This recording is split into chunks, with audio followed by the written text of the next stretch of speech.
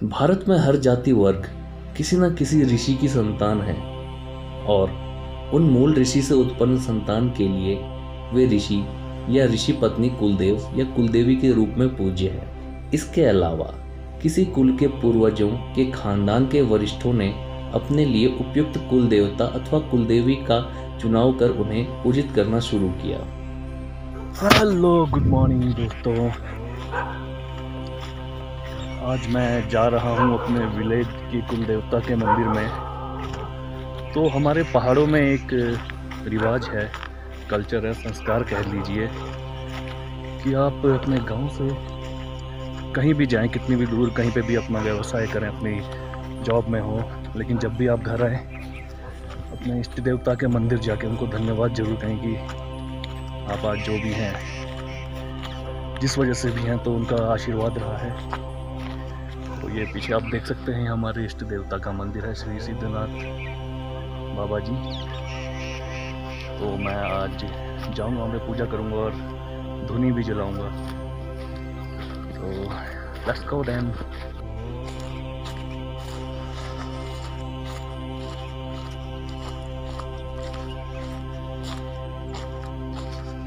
इन पहाड़ी रास्तों ने बचपन से मुझे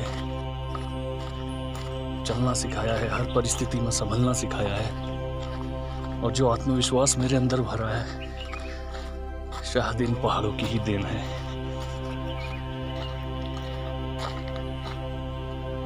सुबह के 8 बज रहे हैं। तो आप देख सकते हैं कि ये कितना ब्यूटीफुल रास्ता है मेरे गांव, मेरे विलेज सिलपाटा जाने के लिए। मॉर्निंग में आप बहुत सारे प्यारे प्यारे हिमालयन बर्ड्स की वॉइस में उनकी चिरपिन चहचहाना सुन सकते हैं। और एक छोटा सा ब्रिज है जो कभी यहाँ पे एक नदी हुआ करती थी, में भी ग्लोबल वार्मिंग और क्लाइमेट चेंज की वजह से अब एक नाला बनकर रह गई है। तो उसके ऊपर से मैं क्रॉस कर रहा हूँ, और ये जो ट्रीज है सामने, इनकी एज का तो कुछ पता ही नहीं है, कितने सालों से, और इतने ह्यूज ट्रीज हैं ये।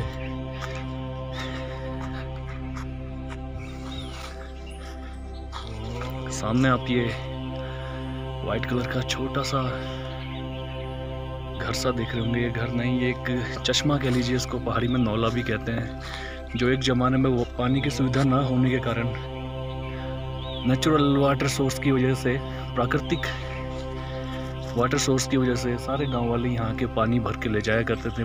पानी पीने, नहाने, वस्त्र धोने इत्यादि के काम ये आया करता था।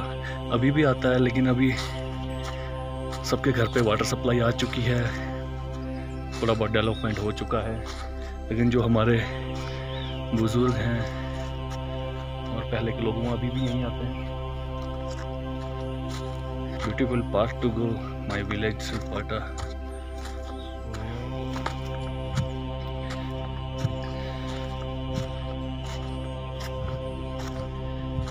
बाहर रहते हुए इन रास्तों की बहुत याद आती है, और जब भी लौट के यहाँ आता हूँ तो थोड़ा भावुक हो जाता हूँ।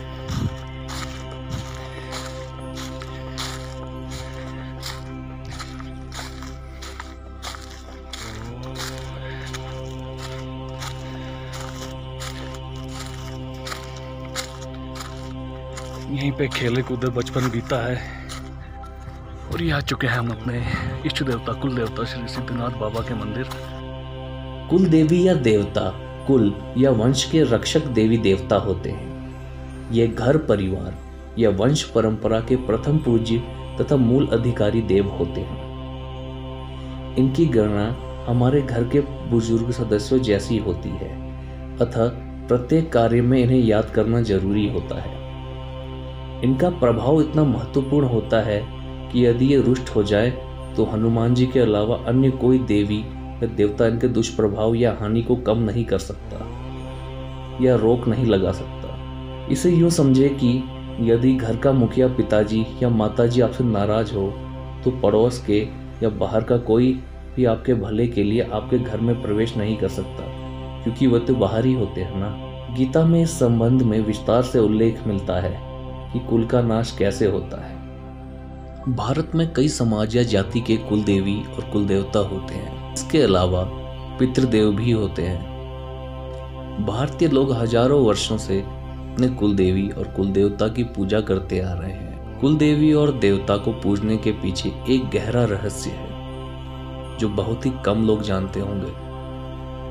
आओ जानते हैं कि सभी के कुल देवी कुल देवता अलग क्यों होते हैं और उन्हें पूजना क्यों जरूरी है। जन्म, विवाह आदि मांगलिक कार्यों में कुल देवी देवताओं के स्थान पर जाकर उनकी पूजा की जाती है या उनके नाम से स्तुति की जाती है। इसके अलावा एक दिन ऐसा भी आता है जबकि संबंधित कुल के लोग अपने देवी और देवताओं के स्थान पर इकट्ठा होते हैं।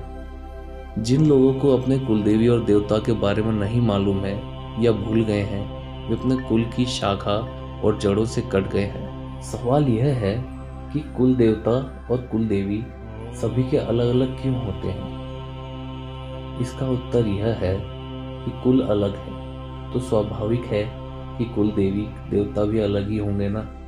दरअसल हजारों वर्षों से अपने कुल को संगठित करने और उनके इतिहास को संरक्षित करने के लिए ही कुल देवी और कुल देवताओं को एक निश्चित स्थान पर नियुक्त किया जाता था। वह स्थान उस वंश या कुल के लोगों का मूल स्थान होता था। उदाहरण के तौर पे आपके परदादा के परदादा ने किसी दौर में कहीं से किसी कारणवश पलायन करके जब किसी दूसरी जगह रैन बसेरा बसाया होगा तो निश्चित ही है कि उन्होंने वहां पर एक छोटा सा मंदिर बनाया होगा जहां पर आपके कुल देवी और कुल देवता की मूर्तियां रखी होंगी। सभी उस मंदिर से जुड़े रहकर यह जानते थे कि हमारे कुल का मूल्य क्या है। कुल देवी और देवता आपको आपके पूर्वजों से ही नहीं जोड़ते बल्कि वह वर्तमान में जिंदा आपके कुल खानदान के हजारों अनजान लोगों को भी आपसे मिलाने का जरिया बनते हैं। इसलिए कुल देवी और कुल देवता को पूजने का महत्व है। इससे आप अपने वंश वृक्ष से जुड़े रहते हैं। यदि यह सत्य है कि आत्मा होती है और पूर्वज होते हैं तो वे भी आपको कहीं ना कहीं देख रहे होते हैं। उन्हें यह देखकर अच्छा लगता है और वे आपको ढेर सारा आशीर्वाद देते हैं।